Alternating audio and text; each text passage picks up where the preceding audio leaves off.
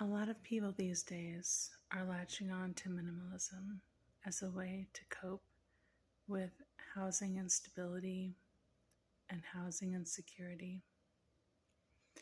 If you look at who minimalism is directed towards, it's, the young nomads who are traveling around who may have a place to return to, but who want to travel light. And another group is the elderly who are being encouraged to downsize. These are people who had larger homes which contained other members of their family until those members of their family, their children, etc., moved on or were perhaps not welcome to stay for the duration of their lifetime. And due to that, the larger households are not able to be maintained by the aging adults. And it is unfortunate that a lot of people have gotten away from the concept of the intergenerational estate, from home ownership.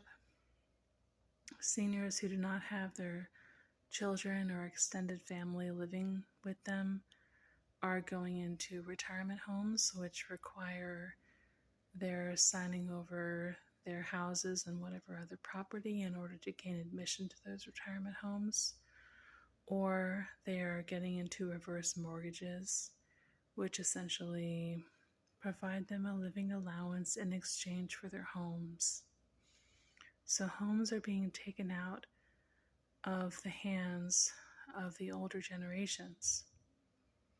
These are homes that would otherwise be passed down to the younger generations.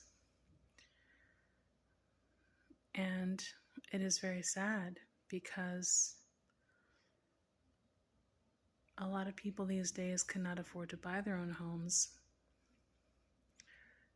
But why should they be able to when historically people come into property through inheritance?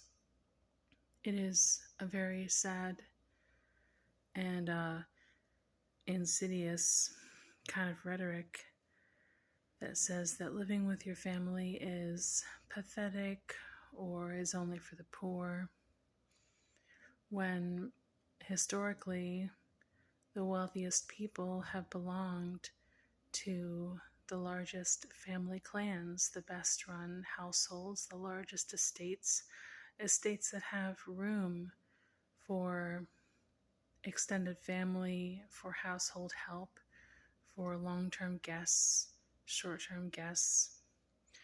And nowadays, more and more people don't even have a place for an overnight guest, much less do they have room to take in a struggling family member or a friend or a person who could contribute to their household by offering domestic services or other useful,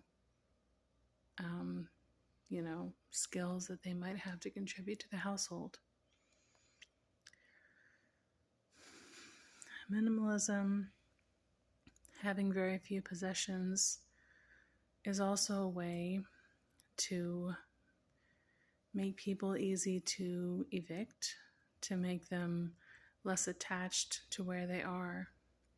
The less people have, the less difficult it is for them to simply move on. And it's just a weird kind of world where property, housing, just the air we breathe is more and more privatized. And furthermore, these resources that people are being encouraged to shed in the name of minimalism can be very valuable if managed properly. Now, in the case of large estates, you might need help in order to manage all of the resources that come to you.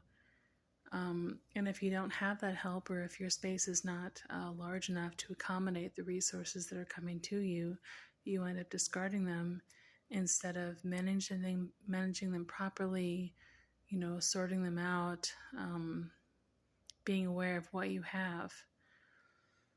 And in smaller and smaller living spaces, which you are occupying for shorter and shorter times, a classic example being dorm rooms, you feel as though you cannot really afford to accumulate, large amounts of things or certain types of things, because you're going to have to move anyway.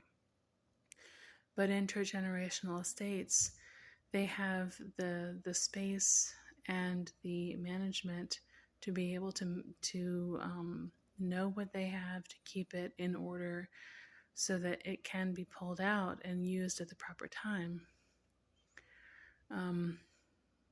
It's difficult to manage a large estate if you're only one person and you're also expected to work many hours for an outside employer. It's a weird kind of life where the economy is prohibitive of a person not being plugged in to many hours of outside employment, whereas this was not the case until recent years. And so, what else do I want to say here? Furthermore, the idea of a nomadic minimalist lifestyle being romanticized it's romantic until you see how nomadic peoples have been treated, over history. If we think of the Romani people, they had this reputation of being, thieves and unethical, and I just feel as though people who move on are just more likely to be shit-talked. It's like a stitch and bitch. If you don't come to the stitch and bitch, you're the one who gets bitched about. If you don't stand your ground and stay put, people will be able to talk about you because you are not there. And this is one of the things that makes it difficult to be a nomadic traveling type person, is that without being everywhere you've been, you're an easy target for gossip or scapegoating or whatever. And so minimalism is a scam by Big Small to sell more or less. But they're only selling more or less to the most poor people who cannot afford to own or maintain larger estates that can manage all the resources that come to them. I'd really like to see the minimalist gurus who help billionaires to shed their resources, because somehow I doubt that they exist. It's really only the poor who are being told to discard anything that they don't need that day or that year.